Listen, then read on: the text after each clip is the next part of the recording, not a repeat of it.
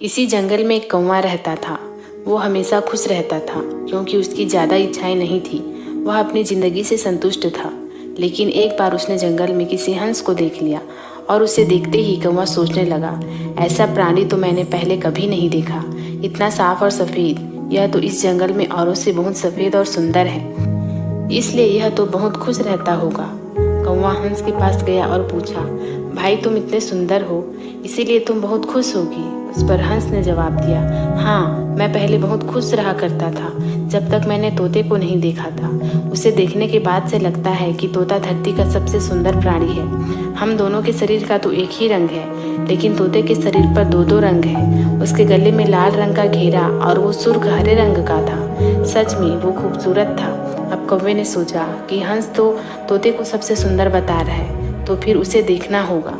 कौवा तोते के पास गया और पूछा, भाई तुम दो दो रंग पाकर तो बड़े खुश होगी। इस पर तोते ने कहा, हाँ, मैं तब तक खुश था जब तक मैंने मोर को नहीं देखा था। मेरे पास तो दो ही रंग हैं, लेकिन मोर के शरीर पर तो कई तरह के रंग हैं। कौवे ने सोचा कि सबसे ज़्यादा खुश कौन है, यह तो मैं पता करके ही रहूँगा, इसीलिए अब मोर से मिलना ही पड़ेगा। कौवे ने मोर को जंगल में ढूंढा, लेकिन उसे पूरे जंगल में एक भी मोर नहीं मिला। मोर को ढूंढते ढूंढते वह चिड़ियाघर में पहुंच गया तो देखा कि मोर को देखने बहुत से लोग आए हुए हैं और उसके आसपास अच्छी खासी भीड़ है।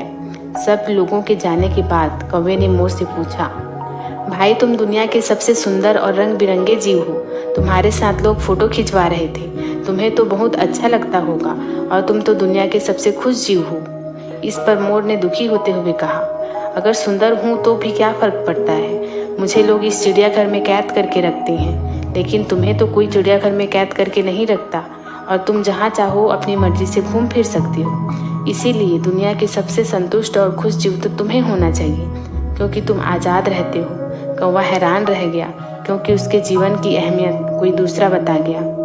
हमारी ज़िंदगी में भी बहुत सारी ऐसी चीज़ें होती हैं जो केवल हमारे पास हैं, लेकिन हम उसकी अहमियत समझकर खुश नहीं होते। वहीं दूसरों की छोटी छोटी चीज़ें भी हमें अच्छी लगती है, जबकि हम अपनी बड़ी खुशी को भी नज़रअंदाज कर देते हैं।